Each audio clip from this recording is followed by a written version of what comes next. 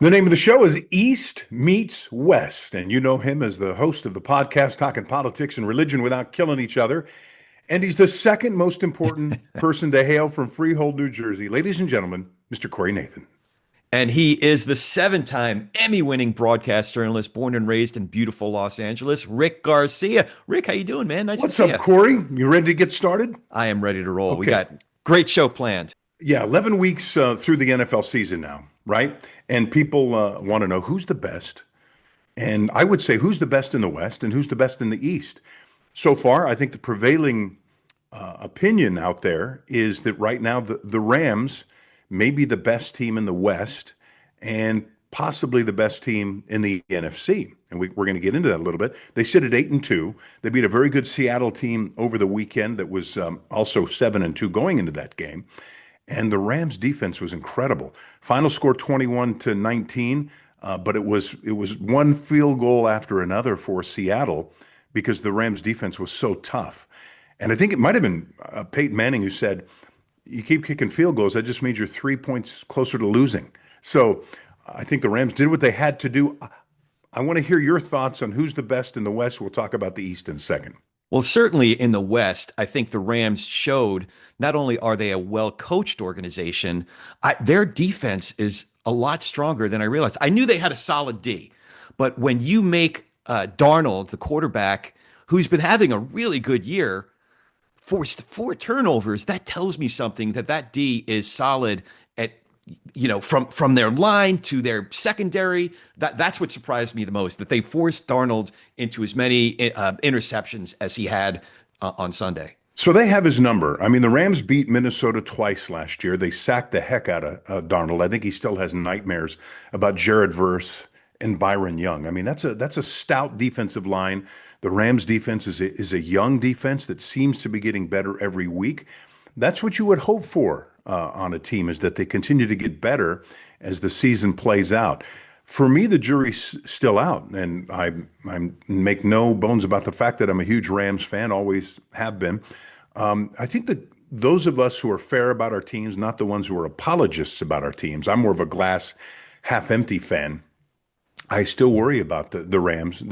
They could be undefeated if not for their special teams, missing field goals, kicks, extra points, having field goals blocked. So they're not without holes. And if you think about it, this wasn't Matthew Stafford's best game. Seattle knew how to defend him. What I think helps the Rams in terms of their effort to have a long playoff run is they're finding ways to win when they're not playing well. That's right. That's what stood out for me the most, is that clearly Stafford, who's been having a standout year. It's a classic Stafford kind of a year, but Sunday he certainly did not have his best game. He got one of his 2 interceptions all year on Sunday. He's still without. Look, he's 27-2. That's his touchdown to interception ratio at 37 years. He is playing his best football, I think. And he's only been sacked about 14 times, I think it is. But they felt like they could rely on the run a little bit more in this game. They're doing this, the way they're running their schemes now in 13 personnel, where they have 3 tight ends on the field. So they're not afraid to try to punch you around if they have to. And so they were able to rely on the run a little bit more, got the key touchdown passes when they needed them. He had 2 touchdowns in that game. For me, the jury a little bit out, because I think in some of their wins when they beat San Francisco, it was without Brock Purdy and Fred Warner. That team is really beat up, and they're going to make a run, I think, the 49ers. I think in the case of, then they played a New Orleans team that is just not that good. They really haven't, I guess, they've won important games. They lost 2 tough ones to good teams, though, Philadelphia and San Francisco. So for me, the jury's still out. I do think they're the best team in the West. Are they the best team in the NFC? I'm not sure. Philadelphia's still sitting there. We're going to talk about Philadelphia and I think what might be holding them back in just a moment. But let's talk about the East.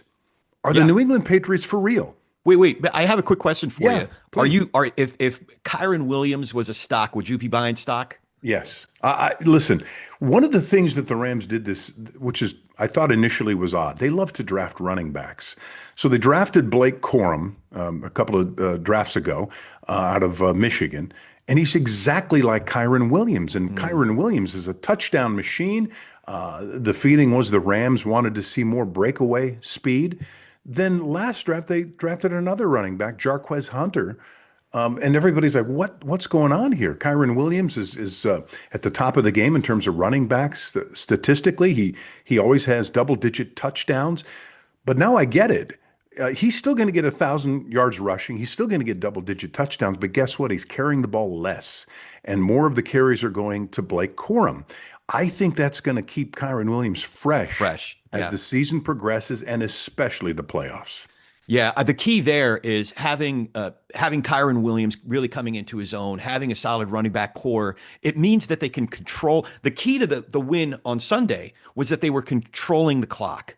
And that's what a good running game will do for you. In a close game like that, it literally came down to the last seconds of the game, put Seattle in a bad position with that last field goal. But I think that's where a Kyren Williams, it really has a lot to do with winning a game like they won on Sunday when Stafford did not have his best game all year, even though it was a solid game, but not his best game all year. So that's really what I think makes them, I think, a favorite among a lot of the opinions in the sports world is that they're a well-balanced machine. You know, they lost Cooper Kupp, who's been a standout for them for so many years. In fact, they met him last week and looked at him in a Seattle uniform, which I'm sure was shocking for them to see that. He was a crowd favorite. But they replaced him with Devante Adams. All he's done is score 10 touchdowns. Yeah, we're sitting here talking about how solid the Rams are. We've yet to mention arguably one of their, if not their best player outside of Stafford, Puka Nacua. We haven't even mentioned Puka yet. Devante Adams might be number 2 on the team, right? That's kind of the way they look at him. They have 3 tight ends, or actually 4 tight ends, who are incredible, including a rookie that they drafted this most recent offseason. So there's a lot of balance there. Young on defense. I think if there was a question mark going into the season, it was their secondary. And all they did against Seattle in a very important game was intercept the ball 4 times.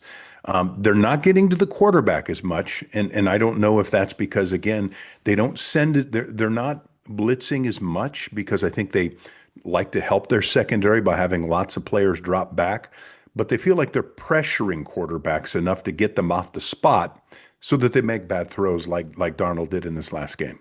Okay, you can let me move on to the East yet, or you still want to talk about the Rams in the West? Let's do it. You know, I'm all about the East, baby. So here's the thing about the East. I mean, you know, the team we're going to talk about here is not the team we thought we'd be talking about at this point in the season. The New England Patriots. Mike Vrabel has done a great job.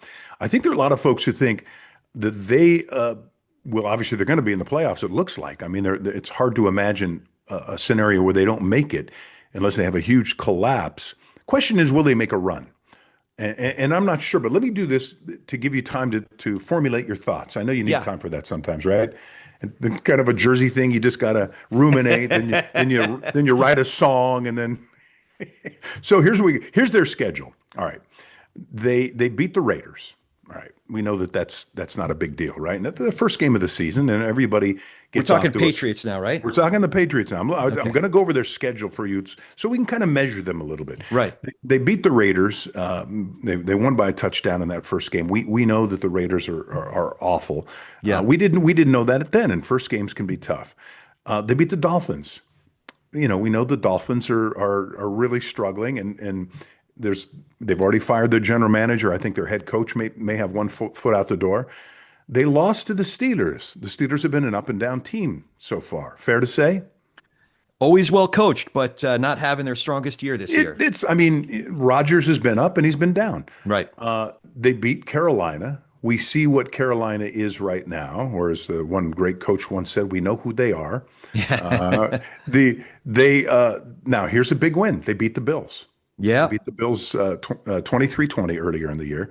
That's a big deal. They beat the Saints. Not a big deal. No. Beat the Titans. Not a big deal. Beat the Browns. Not a big deal. Beat Atlanta. Not a big deal. Here's another big win. They beat the Buccaneers. That was a bit of a surprise. And then they beat the Jets. Not a big deal. So this is, and forgive me for saying this is a loser schedule, right? Yep. This is the kind of schedule you get when you're a bad team. Yeah, So they're winning games they're supposed to, and they've beaten a couple of decent teams. right. Yeah, that's right. When I look at this schedule so far, it tells me that they had a weak schedule, so they got a little bit lucky.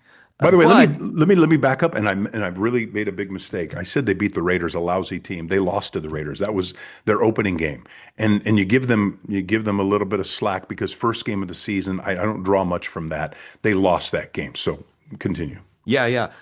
But when you look at the Bills, solid team. When you look at the Bucks, obviously solid team. So there's at least two wins there that tell me that they're for real. I'm I'm more of a believer in New England than I am in Indianapolis. Would you go along with that or no? Um, I, I saw the Rams play Indianapolis. That's a pretty good team, but I do think that I think the best way to describe both Indianapolis and New England is that they're pretty good teams. I think that's the best way to describe them. Nobody's great. Neither one of them is great. They'll surprise somebody in the playoffs, but I won't be surprised if they lose first round. Maybe what it is just starting with the quarterback. I've watched I watched Daniel Jones for so many years, and take me 3, 4, 5 years down the road. If he's having one season after another, just like he is this year, then I'll start. If we're going to use the buying stock analogy, I'll start buying Daniel Jones stock. Maybe by then it'll be too late.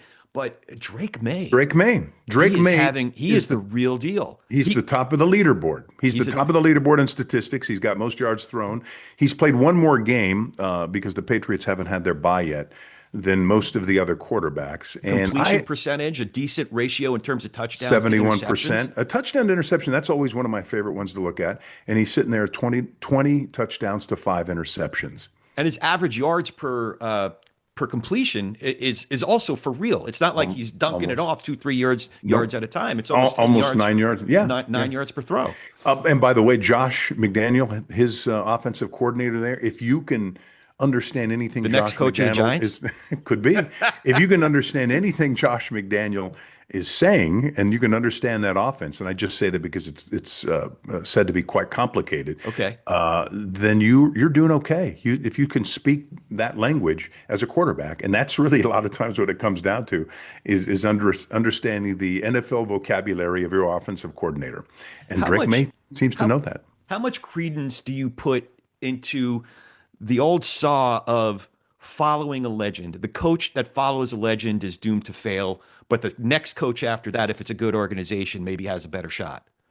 Um, it's a great question. I don't know that I buy too much into that. I think a great coach is a great coach is a great coach. There are growing pains for new coaches, though.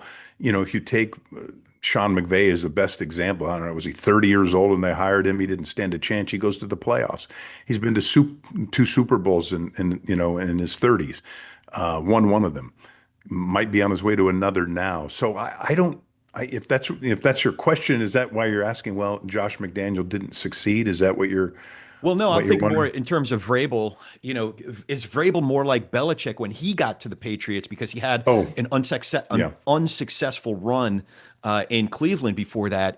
It was yeah. Vrabel's relatively unsuccessful run before I this? I thought he Was that was his time to successful though. build Didn't you off of think? it? Didn't you think Vrabel did a decent job in He did Tennessee? until he didn't. He Well, had a that's couple every of good coach. years. That's every coach. I mean, ask Andy Reid how he feels about this season in Kansas City. You know, what I mean, it's they're going to have their dips, and some teams are more patient than others. And I realize Andy Reid is, he's got such a resume, but I don't know. Was Vrabel, did he maybe need one more season and he would have bounced back? It's sometimes I don't know if we give them enough time. There's always that 3-year plan we hear about. A coach gets 3 years, and if he can't do it in 3 seasons, then he's out of there. That's a good question. I think he's a really good coach, and I'm surprised that he was available. And it's a natural fit, letting him go back to New England. But the jury's still out for me. Now, again, I'm a big fan of his quarterback. That guy to me looked pretty good, no matter who the head coach was. You could see flashes of brilliance on the part of May, but I'm not. I'm not 100% sold on it. This may be their year of gaining experience and learning how to rebound after losing if they lose in the playoffs. That's I think that's what will be telling, right? Is kind of like Pittsburgh. They get to the playoffs all the time. Yeah. They're having a hard time getting to the big one anymore. Tomlin is a fantastic coach, but it seems like he can't get to the next level anymore. Right. What will New England be is my question. Well, I'm starting to imagine the playoffs. So I'm starting to imagine, let's say KC, they're 5-5 now, I think, right? So they have 7 more games. If they win another 5 games, especially if they win the last 2 or 3 going into the playoffs, I don't care if they're on the road. I would not want to be the team to play them in the wild card round if they indeed there's a good chance that they won't get to the playoffs. But if they go 5-2 the next 7 games, and especially if they win their last 2 or 3 or 4 going into the playoffs, I don't want to be the team that faces them in the wild card round. So here's the schedule. They play the Bengals. They're at Cincinnati. I think that's a win. 2 wins so far. I mean, yeah. Burrow may be, ready to go. And who knows? Giants, That's another win. probably a win, right? Play Buffalo again. I don't know that they win 2 against Buffalo this season, so let's call that a loss. Oh wait, we're talking in New England right now. New England schedule, yes. Okay. So Oh, New they're England, playing in Buffalo?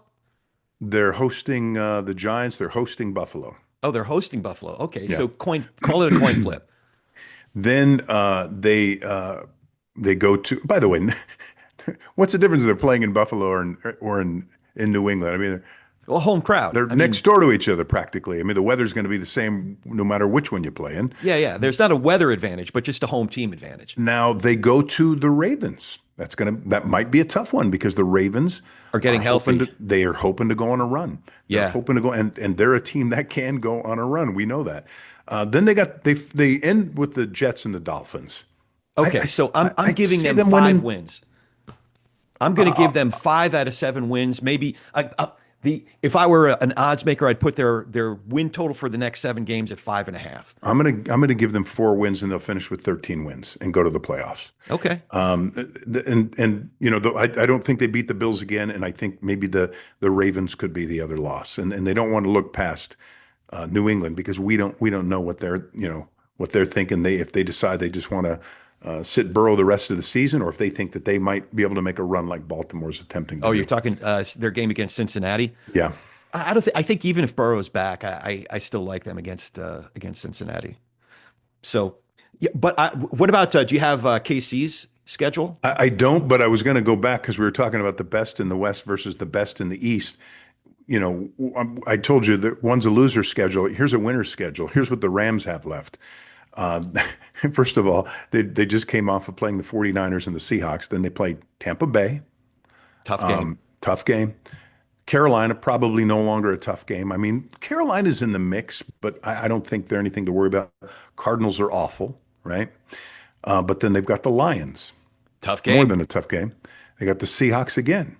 More than a tough game. Another tough game. They close out with the Falcons and Cardinals. So they're right now in the midst of the next couple of games. They still have some tough ones to deal with, and let's see how they wind up. So that's where they are now. So I'm giving them at least another 4 wins. I think out of who did you say were their tough games again? Lions, Detroit, Tampa Bay, and Detroit are the Tampa two Bay biggest. and Detroit. And Seattle. They have Seattle one more and time. Seattle, too. Tampa Bay, Detroit, and Seattle. So at least one of those, I'm going to give them a win. So that's still 5-2. That's still 5-2. That would be a good finish. Yeah, And they be a win strong 13 finish. games. So, but there we go.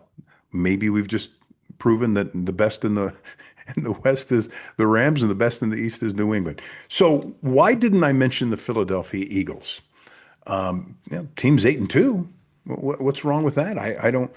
And my reason for that is I think there's a cancer, and I think the cancer is another one of those diva wide receivers. I don't know what it is about the makeup of the wide receiver, but they are such divas. They are all about themselves. They're not about the team.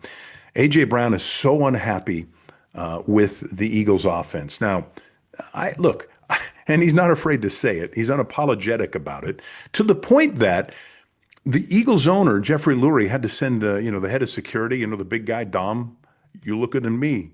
You looking at me, talking to me. Yeah.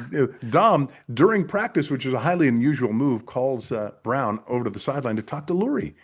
It's like, some of these guys can't be happy. And I don't get what that is. The Eagles are in first place. They're coming off the Super Bowl. You know, you're unhappy with the offense. Why? Because you're not in it as much? I mean, I've never understood that. I do believe that football is the greatest team sport, including world football. So American football, soccer, same thing. They're incredible team sports. You can have stars on those teams, but the star's not going to carry the team. Now, I know how passionate you get around the soccer field, but maybe we'll save that for another That'll day. be another time, yeah. No, but okay, here's a little bit of a different take. I think this whole thing with AJ Brown is blown out of proportion because nobody can hide. In today's day and age, between social media and how much Yeah, regular media there yeah. is, nobody can hide anywhere. So You're even right. one little thing, or how many times were you working, whether it was when you were working for Fox or when you were working for CBS? How many times did you have a 10-minute conversation with one of your colleagues or even one of your bosses? Imagine if the cameras were always on, if there was a camera somewhere or a recorder somewhere that caught you 10-minute conversation by the water cooler. Was every 10-minute conversation perfectly diplomatic as if it Look, was written of by a course not. PR firm? These guys know that though. And he's going out of his way to make sure everybody hears him that he's not happy. I don't know And if he went out of his way. I just think this is a 20-something-year-old kid. We got to remember that too. they're 8-2. They just won the Super Bowl. What's more Right. important? Is it important to win? Now he says, "Oh, it's important that we Sure. win," but he's also complaining, that when he says, "Hey, our offense isn't doing well," that's code for saying, "Hey, throw me the football. Yeah, that's Throw me right. the damn ball." That's right. And I, I but just I compared to stuff that we've heard from in the past, going back to Keyshawn, throw me the damn ball before he even caught, before he even played a single NFL game. Remember that? So I just I think this is blown out of proportion. If he continues to throw his team and his team, if he threw his teammates under the bus, which he clearly didn't do. but he is. See, that's my point. Oh, He so he's is throwing the throwing whole them under team the as a bus. whole. The I take your offense, he's point. throwing the offense under the bus. He's throwing his Yeah, quarterback under the bus. He's but throwing his coaches under the bus. he's not wrong. I mean, this is not. This is No, not a the offense world-class isn't offense the that we're offense seeing. isn't great. So go into the coach's office and have a talk there. Well, Just he keep your went to the mouth. sidelines during practice and talked to the owners. So He there you goes on the go. sidelines during the game and reads a book. I mean, it's like, unless I'm involved, this BS about, oh, I'm reading the book to be inspired. Come on. You're reading the book because you're ticked off. I guess I think ranked 46th on the list in terms of wide receivers. He got 460-ish yards receiving and 3 touchdowns. And I just think, I look, is the check cashing? The check is cashing. Are we winning? They have a winning Do I record for have a sure. ring? He's got a ring. Shut up. Okay, fair enough. Fair Just enough. shut up, I'm a little bit more right? permissive. I'm I'm just not. remembering that this is a 20-something-year-old kid. The spotlight is always on him. So if he slips up over a Twitch or whatever it is that they caught him saying something on, I don't know. Would It he just would doesn't he act bother that me. way on Tom Brady on a Tom Brady team? No, No. Tom Brady Why? would be Would all go get in over his him. face and scream in that. Absolutely. Like, look, and in fact, he wouldn't. He would go out of his way not to throw him the Actually, football. that's a really good point because there were some diva wide receivers that had all-time career years when they were, receiving the ball from Tom Brady. So there's something about really leadership at that level. Not saying that the current QB with Philly isn't a good leader. Clearly, he is. He won a Super Bowl, but he's not quite yet Tom Brady. Let's put it that I way. just find it interesting to see Jalen the Hurts. owner, your boss, showing up at practice, and you coming, being called out of practice to go have a heart to heart with the owner. I mean, if it bothered the owner enough to where he's going to interrupt practice, which also is another not a great thing for the coach to see. To see, oh my gosh, my boss is here. I'm not handling this apparently. I just, to me, and I've had this conversation with NFL receivers. They agree that NFL receiver is the most selfish position on the football team. Not Puka. Just is. Puka, I mean, look who his mentor was. Yeah, that's right. Cooper Kupp, Cooper. right? Cooper. Love it. And it's been interesting to watch Devante Adams. I know he gets frustrated at times on the team because I know he'd like to see the ball more often, and he could make a difference. And there have been some bad passes thrown his way on the part of the few bad passes that Stafford have thrown seem to have gone to Devante Adams. However, in that team, they managed to spread the wealth a little bit. So, Devante's got his 10 touchdowns. He's not going to, and he still may get 1,000 yards receiving, but they know the horse, the go-to horse right now is Puka. Puka, that's right. Yeah, and to the point that I was saying before, Stafford is a really solid, mature leader, and I think Devante has shown in seasons in the past much worse behavior than he's shown this year. I think he's been showing his best self under solid leadership, despite the fact that he's not having his best statistical season. Yeah. So, all right, Mister, you ready to pop that culture? Let's do it.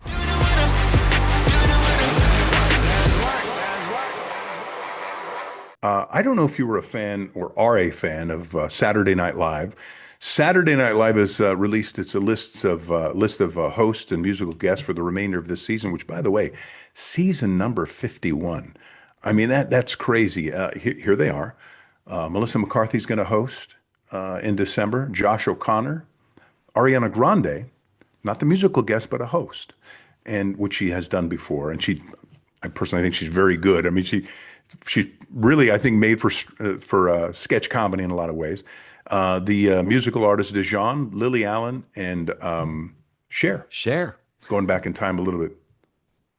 I have to be honest that looking at this list, the upcoming list, made me feel so uncool. No, I get it, right? And so therefore, as you talk about this, tell me who either your favorite host was, your favorite musical act on the show was. Maybe the show started in the late 70s. I remember, and or somebody you'd like to see on the show. Oh, somebody I'd like to see. Well, my favorite musical guest is no brainer. Yeah. Blues Traveler. Okay. All right. We talked about him last week. I love Blues Traveler. This is my boys. But, when I was thinking about hosts, I kept on thinking back to hosts from the 70s and 80s. Yeah. George Carlin. I know he was the first host ever on the first SNL ever. Yep. But you know who else? You know who else came to mind? It's a little sneaky good. Is Christopher Walken. He's always very good. Certain people I think were made for that show. I'll give you an example.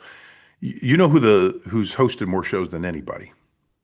I'll give you a chance to think about that. Who has hosted more SNLs than anybody? Oh, so it's not intuitive, but my guess, because he would almost be considered a cast member at one point, but he was never a cast member, is Steve Martin, right?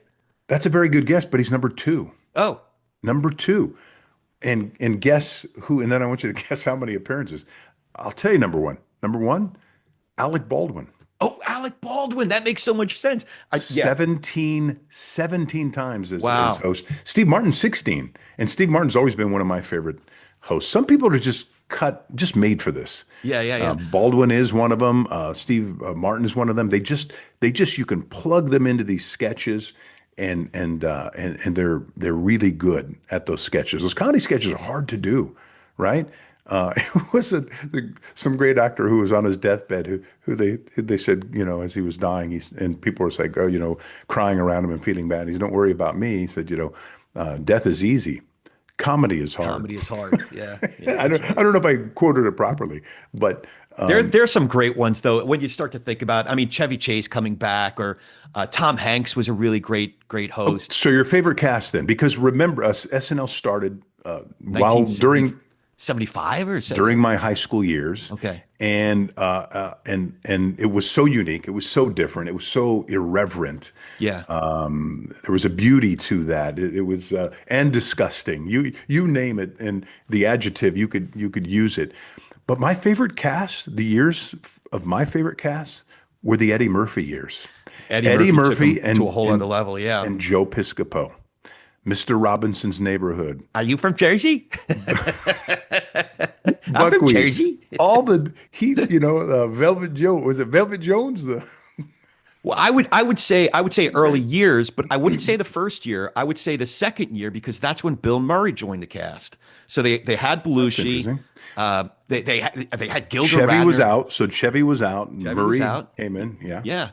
But once Bill Murray, those second, third seasons, that's what put them on the platform to have this 51-year run. I will say this, not to put a damper on it. I think the show has finally started to run out of gas. You think so? I don't know if it's the writing. I don't know if it's the choices on cast. Now, Lorne Michael blew it up this time. He blew it up this season and brought in a whole bunch of new faces. So far I'm a little mixed, and again, the hosts have a lot to do with it. Maybe it's because I don't recognize some of the hosts. You talk about, kind of showing your age and that sort of thing. And picking the right host is really important, because then again, you got to plug them into these sketches that are, I think, hardest thing to do. There's a certain amount of memorization in a short amount of time, and then also some ad-libbing that you have to react to. And so we'll see. I mean, I hope it's been a staple of our pop culture, right? SNL's been around for as long as we can remember. I hope it stays around for a long time. I'm just not sure where it's headed. There have been moments in the past when folks were saying that, but out of the darkness comes the Kristen Wiggs and the Tina Feys. I believe that there are writers right now that are just coming into their own, and we just got to give it a little bit of seasoning, if you will, in the season. Well, I love their news segment with Colin and Michael Che, Colin Jost and Michael Che, and I will tell you, one of the best scenes that you have to look up, and you can go look this up on the internet, is a scene that took place last season with Mikey Day, who I think is terrifically talented, called Man Who Walks Through a Spider Web. And he shows up on the news set. My family think I'm crazy because I'll play that thing over and over, and I'm crying. I mean, it's like going back in time watching Jerry Lewis or one of the old great comics, because of the physical. I think you can see it's break. Man Who Walks Through a Spider Web on Saturday Night Live. Look it up, everybody. I think if you don't laugh or cry, well, that's okay. Well, and certainly if you're watching the YouTube version of this episode, leave comments, leave your thoughts, who your favorite hosts and musical guests are in the comments. We'd love to hear that. Love to hear from you. Yeah, that's it for us, Corey. We're out of time. I'm Rick Garcia. He's Corey Nathan. It's East meets West. Thank you for joining us. And don't forget to let everyone know you can find us on Apple, Spotify, YouTube, wherever you get your podcasts. Rick, this is fun. Corey, see you next time. Baby got